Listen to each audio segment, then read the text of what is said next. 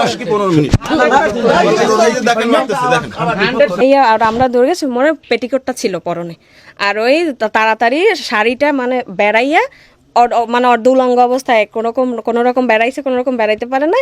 যাইয়া সাইদুল ভাই বলে, ভাই দাদা আমি একটা অন্যায় করছি, আমার এবারের মতো মাফ করে দেন। সে হইছে আমার ছেলের মাস্টার, ছেলে আমার ছেলের মাস্টার, সে প্রাইভেট পড়ায় এবং আমরা বাপের বাড়ির জমি পেয়েছি, এই জমির মানে টাকা পয়সা আমার হাজবেন্ড এর সাথে কথা বলে। আমি বলি না না প্রাইভেট পড়ায় কয়টা থেকে কয়টা পর্যন্ত আপনার পড়ায় সারাদিন পড়ে, সারাদিন ইজিগাই থাকে না মানে হ্যাঁ বাসায় থাকে তো। এখন তো এত কিছু হওয়ার পরে জায়গা থাকা সম্ভব না। মেয়েদের কি আপনি কি ফাঁসাইতেছেন নাকি এখানে?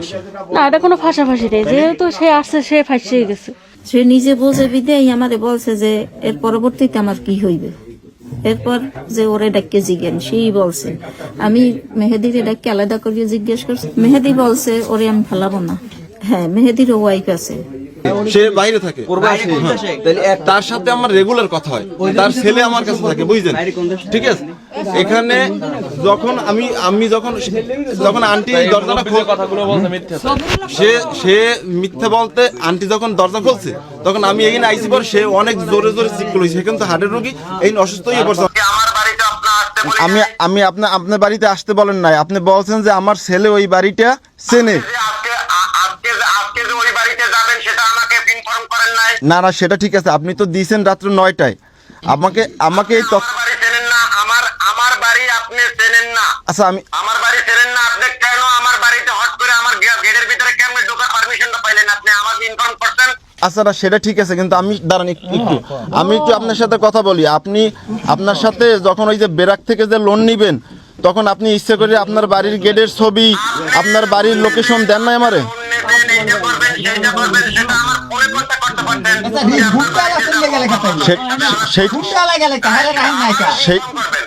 যে কোনো প্রয়োজনে আসছে, যাই হয়েছে যে কোনো প্রয়োজনে আসছে, এখন আমরা দোষী। ঠিক আছে, এরা দেখা গেছে যে দোষী না হলে এত মানুষ আমার ঘরে আসে না।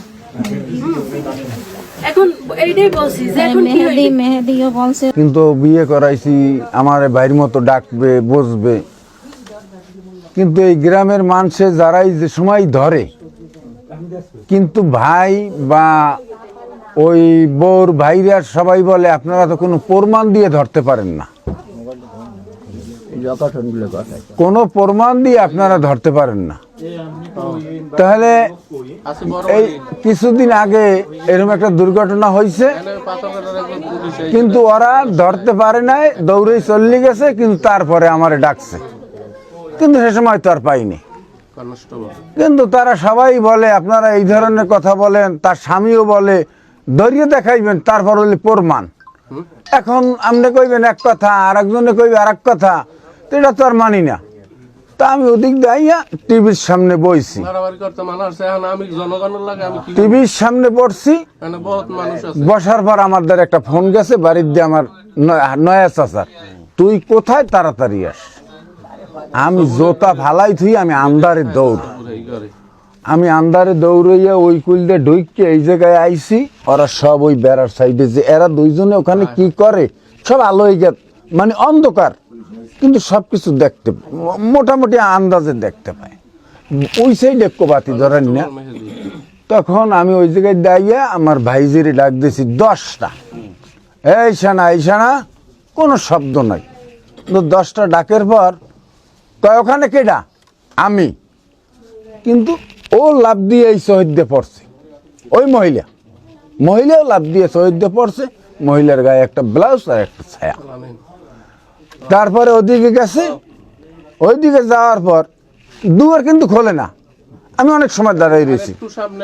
এমনি করছে কি, ওই নামিয়া জোতা লই যে ওদিকে দৌড়তেছে, সেই সময় আমি কই শুয়ারের বাচ্চারা তোরা দুয়ার খুলবি না, ভাঙ্গে উঠবো।